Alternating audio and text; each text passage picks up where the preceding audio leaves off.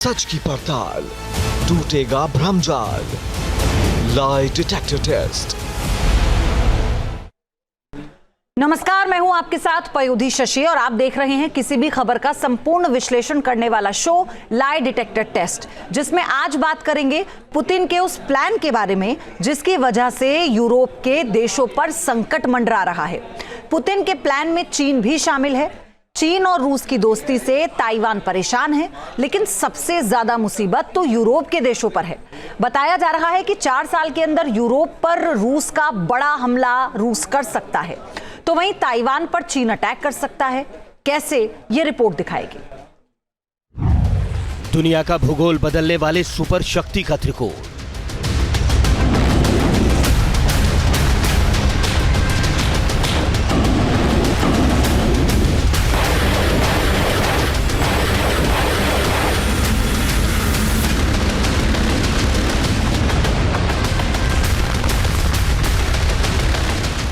Ukraine की तरह होगा ताइवान पर प्रहार।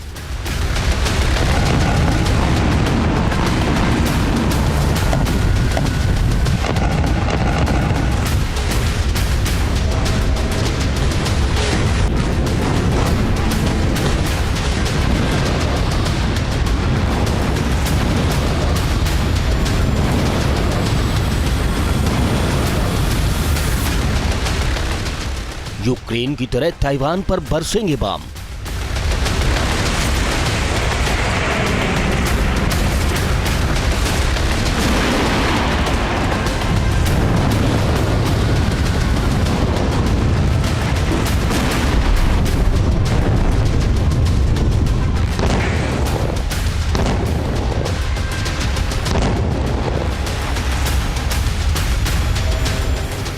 यूक्रेन की तरह ताइवान पर होगी मिसाइलों की बारिश।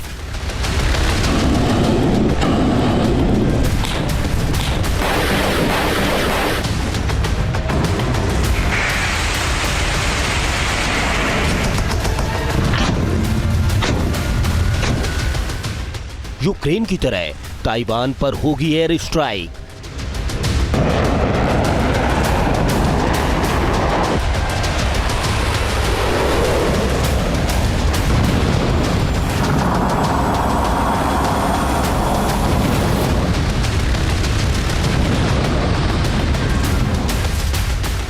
ताइवान को लेकर बहुत बड़ी खबर आ रही है। कहा जा रहा है कि ताइवान के खिलाफ चीन बड़ी जंग की तैयारी कर रहा है और ये खबर रूस से आई है। कहा जा रहा है कि चीन के कुछ बड़े अफसर रूस गए थे और इन अफसरों ने रूस के बड़े अफसरों के साथ बातचीत की और उनके साथ कुछ रणनीति पर चर्चा की। कहा जा रहा है कि चीन मिशन ताइवान पर जुटा है। क्या ताइवान के खिलाफ शंखनाद करेगा चीन? क्या ताइवान पर हमला करेगा चीन? क्या ताइवान चीन में होगा महायुद्ध? राष्ट्रपति शी जिनपिंग अपनी मिलिट्री को एक रियल टाइम एक्सपीरियंस दिलाना चाहते हैं, क्योंकि चीन ने कभी कोई बड़ा युद्ध लड़ा नहीं कई दशकों से, और चीन की ऐसी कोई एक्सपर्टीज नहीं है कि वो बड़े कॉन्फ्लिक्ट्स को बहुत आसानी से काबू में कर सके। इसी वजह से वो रूस की शरण में जा रहा है कि रूस उसको रियल टाइम एक्सपीरियंस दे युद्ध लड़ने का, और बदले में जब चीन को रिक्वायरमेंट हो तो मिलिट्री असिस्टेंस रूस की तरफ से आना चाहिए। तो ये एक ऐसा प्लान है जो कि भविष्य में ताइवान जैसे देशों के लिए बहुत खतरनाक हो सकता है, और सिर्फ ताइवान ही नहीं, ये एक बहुत बड़ा चैलेंज है अमेरिका के लिए।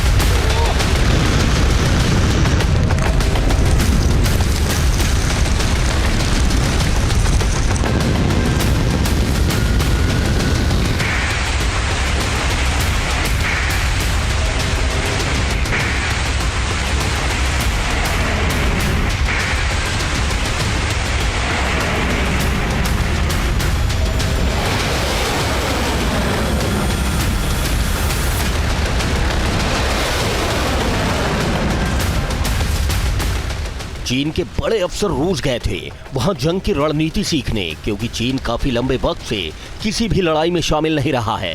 लिहाजा चीन ताइवान के खिलाफ जंगी मैदान में उतरने से पहले पूरी तैयारी कर लेना चाहता है, जिससे जब जंग एक बार शुरू हो तो फिर चूक ना हो। लिहाजा चीन के सैनिक लगातार ड्रिल कर रहे हैं। अभी अप्रैल महीने की शुरुआत में ही चीन की सेना ने ताइवान के आसपास बड़े स्तर पर संयुक्त सैन्य अभ्यास किया था।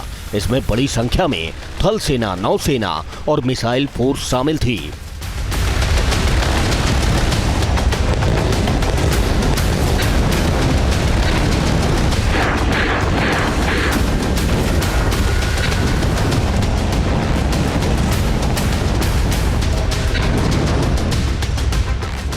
चीन के इस अभ्यास को ताइवान की आजादी के समर्थन वाली ड्रिल करार दिया है। मतलब कि चीन अब ताइवान पर कब्जे के लिए तेजी से आगे बढ़ रहा है।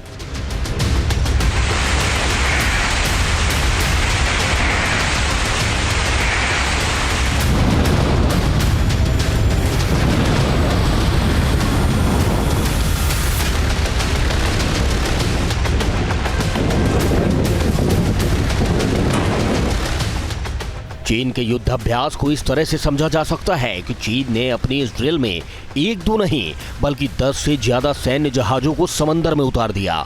चीन का यह युद्ध अभ्यास ताइवान से करीब 45 किलोमीटर दूर हो रहा है। चीन ने अपने इस महायुद्ध में शैंडोंग एयरक्राफ्ट कैरियर को उतार दिया, जिसकी वजह से ताइवान की टेंशन बढ़ गई। एक्सपर्ट बताते हैं कि चीन अगर कभी भी ताइवान पर हमले की साजिश रचता है तो वो समंदर के जरिए ही घुसेगा। लिहाजा अमेरिका समंदर में ताइवान की सुरक्षा के लिए मुस्तैद है। जापान सागर में अमेरिका का 7वां बेड़ा घूम रहा है। यही वजह है कि चीन ताइवान पर हमले की कोशिश के बारे में सोचकर भी घबरा जाता है और चीन लगातार अपनी ताकत को बढ़ा रहा है। चीन किस कदर से जापान और ताइवान जैसे देशों के लिए खतरा बनता जा रहा है, उसे हाल ही में अमेरिकी रिपोर्ट से समझा जा सकता है। रिपोर्ट में चीन के परमाणु हथियारों पर बहुत बड़ा खुलासा हुआ है। अमेरिका के रक्षा मंत्रालय पेंटागन ने अमेरिकी कांग्रेस में चीन की सेना पर जो सालाना डिटेल एनालिसिस रिपोर्ट सौंपी, उससे हड़कंप मच गया। इस रिपोर्ट में जो चौंकाने वाले खुलासे हुए हैं, उसने अमेरिका ही नहीं बल्कि पूरी दुनिया की नींद उड़ा दी है। रिपोर्ट में कहा गया है कि 2024 के मध्य तक चीन ने 600 से ज्यादा परमाणु बम बना लिए हैं, जो 2023 के मुकाबले करीब 100 परमाणु बम ज्यादा हैं। तो वहीं साल 2019 के मुकाबले चीन ने करीब 400 नए परमाणु बम बना लिए हैं।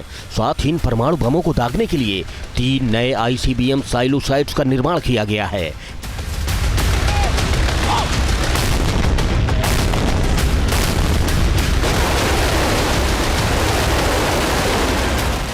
पेंटागन ने दावा किया है कि अगर चीन इसी स्पीड से परमाणु बम बनाता रहा तो चीन के पास साल 2030 तक 1000 से ज्यादा परमाणु बम हो सकते हैं और साल 2035 तक वो 1500 से ज्यादा परमाणु बम बना लेगा। ये भी खुलासा हुआ है कि चीन के पास 400 ICBM के साथ 550 ICBM लॉन्चर हैं, जिसमें साल 2023 के मुकाबले 50 लॉन्चर और 50 मिसाइलों की बढ़ोतरी हुई। अमेरिका इसलिए घबरा रहा है क्योंकि उसके पास 450 ही मिनटमैन 3 ICBM लॉन्चर हैं, यानी चीन के पास अमेरिका के मुकाबले 100 ICBM मिसाइल लॉन्चर ज्यादा हैं।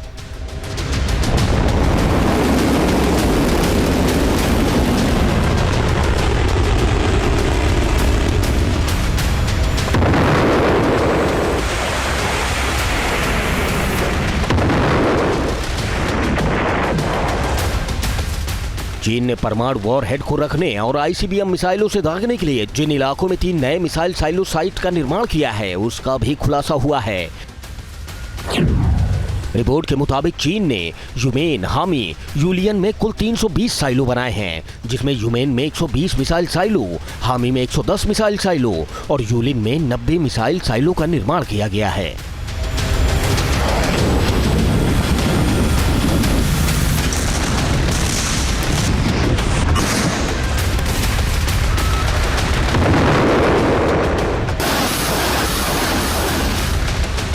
दावा किया जा रहा है कि इन मिसाइल साइलों पर चीन ने लिक्विड फ्यूल DF-5 और DF-5C मिसाइलें तैनात की हैं। साथ ही DF-31A मिसाइल को भी नए साइलो फील्ड में तैनात करने का प्लान बनाया है। अमेरिका के खिलाफ चीन अपनी न्यूक्लियर ड्रॉयड क्षमता को तेजी से बढ़ा रहा है। जमीन, आसमान और समंदर में परमाणु हमले की साजिश रच रहा है। पेंटागन का दावा है कि चीन ने अपनी 6 जिन क्लास की न्यू सबमरीन को भी GL-3 परमाणु मिसाइल से लैस कर दिया है, जो 10,000 किलोमीटर तक तबाही मचा सकती है।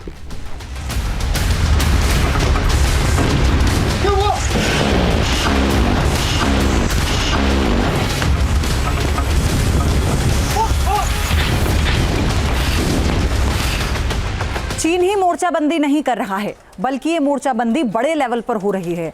9 मई को रूस का विक्ट्री डे है। कहा जा रहा है कि इस बार रूस के विक्ट्री डे परेड में चीन के राष्ट्रपति जिनपिंग और नॉर्थ कोरिया के तानाशाह किम जोंग उन शामिल हो सकते हैं। अगर ऐसा होगा तो ये पहला मौका होगा जब पुतिन, जिनपिंग और किम एक साथ किसी कार्यक्रम में इकट्ठा होंगे।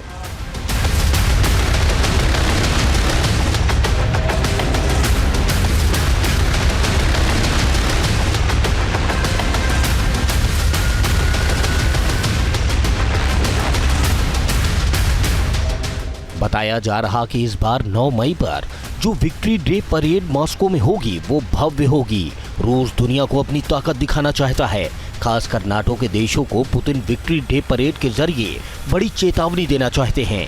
सोचिए, जब एक मंच पर पुतिन, जिनपिंग और किम जोंग उन होंगे तो नाटो देशों की टेंशन बढ़ जाएगी। रूस से जो खबर निकल कर आ रही है उसके मुताबिक पुतिन बड़ी प्लानिंग कर रहे हैं। जानकार बताते हैं कि यूरोप पर पुतिन बड़े हमले की प्लानिंग बना रहे हैं। कहा जा रहा है कि 2029 तक यूरोप पर रूस बड़ा हमला करने वाला है।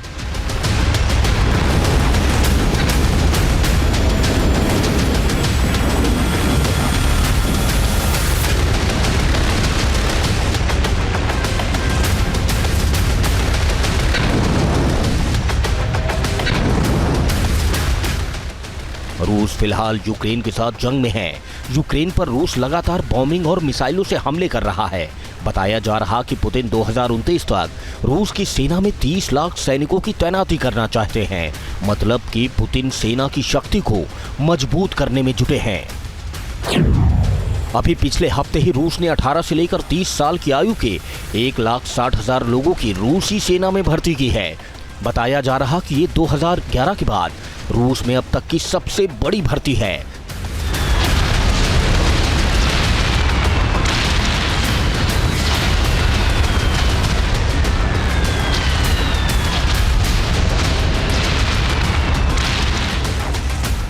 जाहिर है रूस की सेना में हो रही ये भर्तियां बता रही हैं कि पुतिन तैयारी में जुट गए हैं। एक्सपर्ट बता रहे हैं कि यूक्रेन की जंग जीतने के बाद पुतिन का अगला टारगेट होगा नाटो के यूरोपीय देश। पुतिन जिस तरह से प्लान बना रहे हैं उसकी वजह से रूस के पड़ोसी देश खौफजदा हैं। नाटो मेंबर अमेरिका सहित 32 देश हैं। यूरोप के ज्यादातर देशों तक रूस की पहुंच है, लेकिन नाटो के 7 देश ऐसे हैं जिनकी सीमा रूस से एकदम लगती है। उसमें हैं Sweden, Norway, Finland, Estonia, Latvia, Lithuania, Poland. ये वो 7 देश हैं जहां रूस की डायरेक्ट पहुंच है और ऐसी आशंका जताई जा रही है कि यूक्रेन के बाद अगला नंबर अगर किसी देश का है तो वो एस्टोनिया है। बताया जा रहा कि 24 फरवरी 2022 की तुलना में एस्टोनिया की सीमा पर रूस के सैनिकों और हथियारों की तैनाती स्थायी तौर पर और भी बढ़ेगी।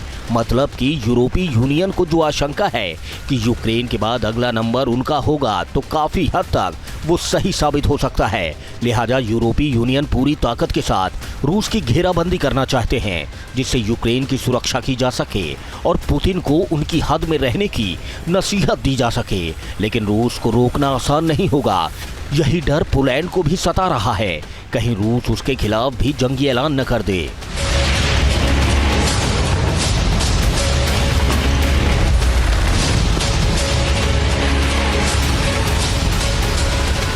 रूस की जो पहुंच थी, पॉलिटिकल पहुंच थी, वो पूरे के पूरे ईस्टर्न यूरोप के ऊपर थी। रूस का जो प्रभाव था वो सेंट्रल और वेस्टर्न यूरोप तक पहुंचता था। सीधा सा मतलब हुआ कि अगर आज की तारीख में देखें तो यूक्रेन युद्ध एक पहला कदम था रूस के गौरव को वापस लाने के लिए। यानी कि ये निश्चित है कि यूक्रेन तक ही रूस का जो काफिला रुकने वाला नहीं है। रूस कई बार इस चीज को बता चुका है कि अब उसका अगला निशाना ईस्टर्न यूरोप के देश हो सकते हैं, स्कैंडिनेवियन देश हो सकते हैं, बाल्टिक नेशंस हो सकते हैं। और अगर ऐसा होता है, जिसकी संभावना प्रबल है, तो यूरोप टुकड़े टुकड़े हो जाएगा। जर्मनी ने पिछले हफ्ते ही द्वितीय विश्व युद्ध के बाद पहली बार लिथुआनिया में 5,000 सैनिकों की स्थायी तैनाती की घोषणा की थी। मतलब कि नाटो के देश पुतिन के चक्रव्यूह की वजह से डर रहे हैं। रूस जो तैयारी कर रहा है उसका सेंटर अमेरिका है। दुनिया में महाशक्ति का त्रिकोण बन रहा है जिसका एक कोण रूस है, दूसरा चीन और तीसरा नॉर्थ कोरिया। रूस का मकसद है नाटो के यूरोपीय देशों को कमजोर करना, खासकर वो देश जिनकी सीमा रूस से लगती है। तो वहीं चीन का मकसद है ताइवान पर कब्जा करना, जबकि नॉर्थ कोरिया की मंशा है साउथ कोरिया पर दबदबा बनाना।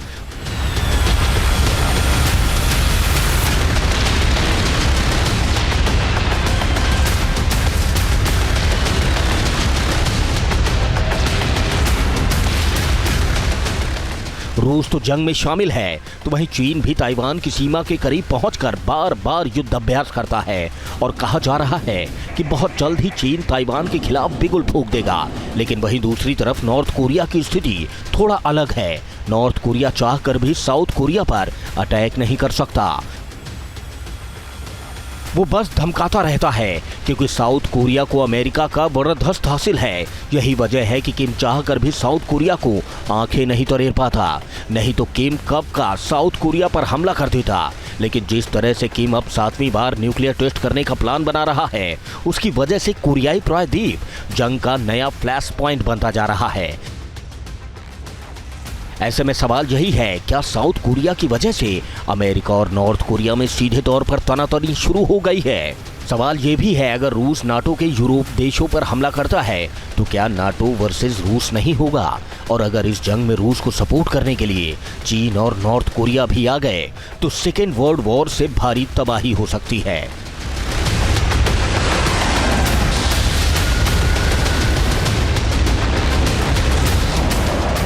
Team news nation.